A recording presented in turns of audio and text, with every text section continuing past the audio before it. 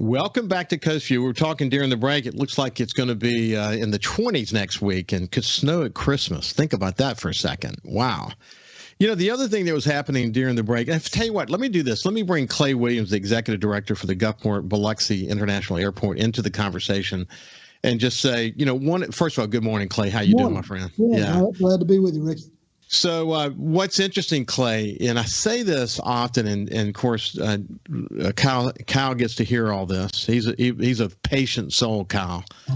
But some of the conversations that happen in between the show, I oftentimes wish I had recorded those conversations, because in this particular case, you were coming on and Jeff was leaving.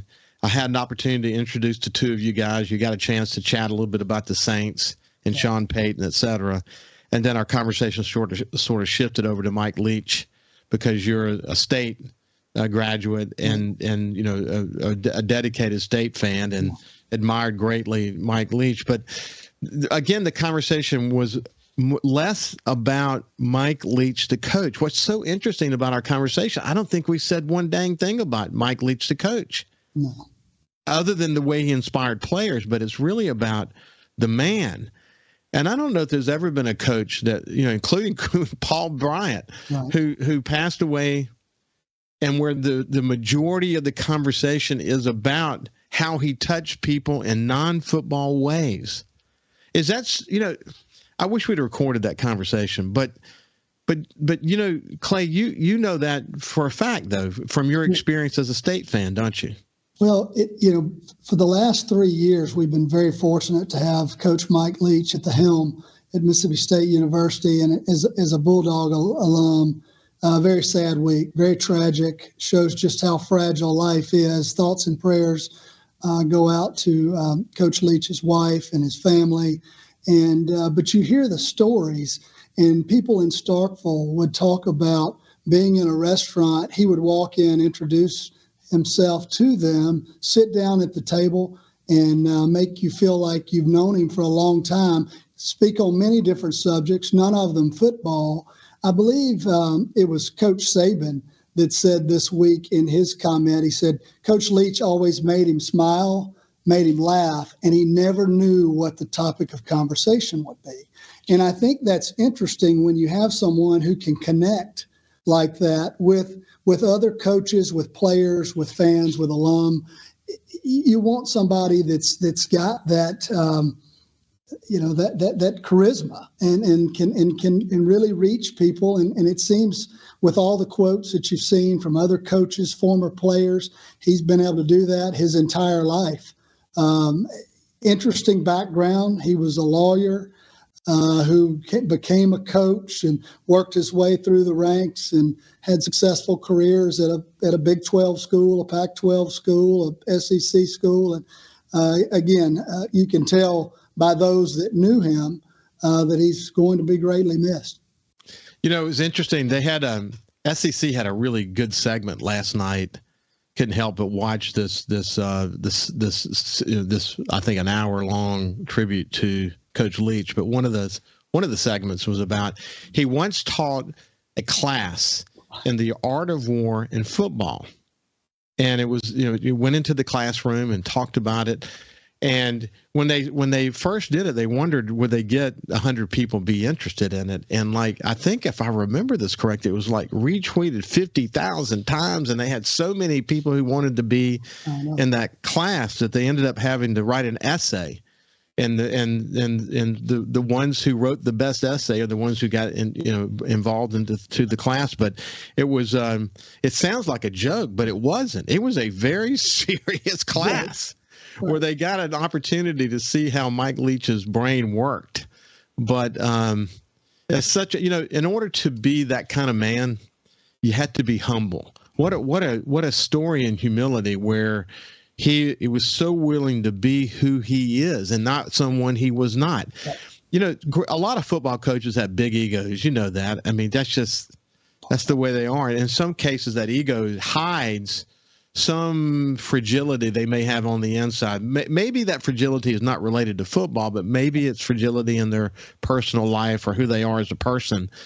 But Mike Leach was not afraid to show you who he was. If there was any fragility in him, he certainly didn't reveal that in letting us know more about who he is, did he? Every press conference, he would speak his mind and he would engage those in the room. And he seemed, just from watching as an outsider looking in, to be as inquisitive about those with whom he was speaking as they were with him. So really a talent and a way to connect with all types of individuals.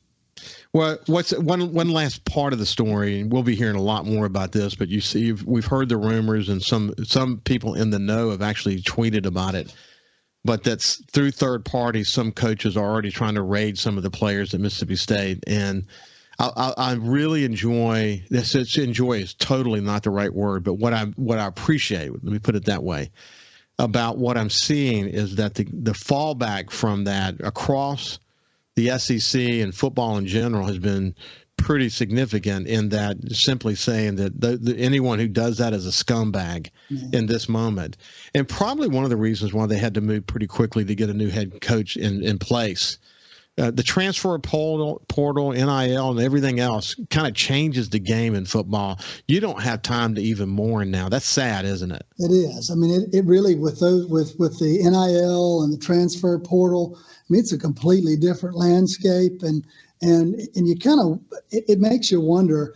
People used to go to college to get their 4-year degree, to play 4 years while they were in school. Not like that anymore. Somebody's there a year and gone, or somebody's able to extend through redshirt programs and everything else. The landscape has changed, and I guess it's yet to be determined how that's going to ultimately affect the game. I hope as a sort of byproduct of Coach Leach's passing, that the team is able to stay together. Absolutely. And that there's some inspiration inside the team to be winners and to keep the team together and in fact improve the team as sort of part of his legacy, to help the new head coach kind of move this thing forward in a way that would make Mike Leach proud. Let's hope that's the case. I hope so. I had an opportunity to read Coach Leach's book, Swing Your Sword, and I saw an article yesterday, and I think it's very fitting. We're going to play in the ReliaQuest Bowl, Mississippi State is, on January the 2nd. That's the Tampa Bay Buccaneers Stadium that has pirate ships and cannons, and very, very fitting locale for us to have a bowl game, I think, in light of everything that's occurred. Man, and you're talking about win this one for the Gipper. There will be a guardian angel presence at that game. That is for sure. Wow. God bless Leach and his family for sure. Listen, we scheduled this to, just like we scheduled Jeff's discussion to be about the Saints and Pelicans. We wanted to get an update on the airport, but sometimes these life lessons are more powerful, and I think it's important that we kind of freeze the moment and say, what are we learning now in a way that can help people be inspired, especially during the holiday season. There's a lot of positive messages to get from this conversation. But how you guys doing? We're doing well. We've been pleased to see the continual rebound of traffic at the airport. We're through November, year to date, we're up 9%. Which is we've really been pleased with the traffic loads and people flying out of the airport, and thank them for their continued utilization of Gulfport-Biloxi International. Also, if you look at November, this November 2022 versus 2021, up 4% on the month-over-month comparison. So very pleased with that. Some other news that's come out as of late, Sun Country Airlines has offered for the last 6 or 7 years seasonal service from Minneapolis-St. Paul. You and I have talked a little bit about it before, Ricky. It's great inbound service. It gets Minnesotans to coastal Mississippi to enjoy the many attractions and offerings that we have here in our community. But it's typically run September. They've flown it September through November. But now in 2023, they're planning to lengthen that season. They're going to start in mid-April. So that's nice. That's extra frequency being added to our market by Sun Country Airlines. They're a great partner as a carrier based out of Minneapolis, Minnesota. They fly scheduled service. They operate a lot of charter flights on behalf of sports teams. And the way that they actually got into this market is they started flying casino charters on behalf of Beau Rivage. Earlier this year, Beau Rivage celebrated bringing in their 1 millionth charter passenger into the Mississippi Gulf Coast. That's fantastic for this market. I mean, what a contribution they as a company are making, bringing in visitors that are spending money and coming back on repeat occasions to coastal Mississippi. So that's great to hear. Actually, I have a story I want to share with you about some time I spent in Minneapolis and Minnesota. Yeah. And there's a lot to like about that place and the people who were there. But anyway, we're visiting with Clay Williams, the executive director for the Gulfport-Biloxi International Airport. When we come back on the other side, we'll finish that part of the conversation and see what else is going on at the airport these days, and make another point to you that fly local just like you would buy local. That's really, really important. We'll see you after this. Welcome back to Coast View. I have my friend Clay Williams with us from the Gulfport-Biloxi International Airport Authority, and he's a good friend. We go back a long way. And I saw Dave Dennis last night, incidentally. And you've got, as we've said so many times before, your board is a dream team. They understand the market and they understand flying. And Dave's just, I don't know if I've ever met a nicer guy than Dave Dennis. Have you? They bring so much expertise to this board, incredibly well thought of throughout the state. Not only Dave Dennis, who's the Harrison County Board of Supervisors appointee to the Airport Authority, but we've got Brigadier General Joe Spraggins, who leads the Mississippi Department of Marine Resources, former base commander at the Combat Readiness Training Center. General Clark Griffith actually was Base Commander, Keesler Air Force Base, City of Biloxi's appointee on the board. Again, not only, as we've talked, do they bring a lot of expertise to the Airport Authority, they're all civic-minded, involved in organizations not only on the coast, but across the state and even in the region in some instances, and contribute to organizations on a regular basis. So really very fortunate to have their support of the team here at the airport. Yeah, you got all that experience and wisdom. It's just an awesome opportunity for you and this community. When we went to break, we were talking about this extended opportunity to bring these chartered flights down from the Minneapolis-St. Paul area. When I was at Knight Ridder, the St. Paul Pioneer Press was actually owned by Knight Ridder. And at one point in my career, I actually went up to spend some time. I spent over a month there. I had some incredible experiences. One day, maybe later, I'll tell you more about those experiences. But while I was there, I spent a lot of time with the outdoor reporters and crime reporters, and went to games over in Minneapolis, professional football games. Got to see Randy Moss. Randy Moss caught a pass and almost ran into me in the end zone once, and just a lot of great stories. But I drove over into Wisconsin. I wanted to see sort of what's this Brett Favre thing look like, on the ground.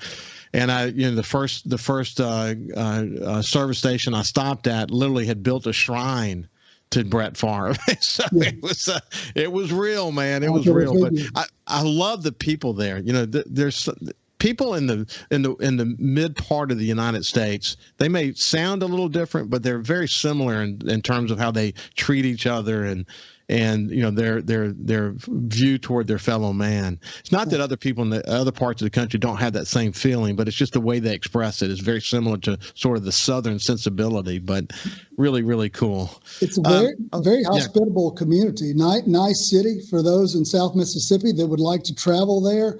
Not only is Minneapolis a good place to visit, you've got the land of 10,000 lakes right there in the state. So that's the access point, fly in, and lot to see if you like outdoor activities. And again, like you say, a nice, friendly population there.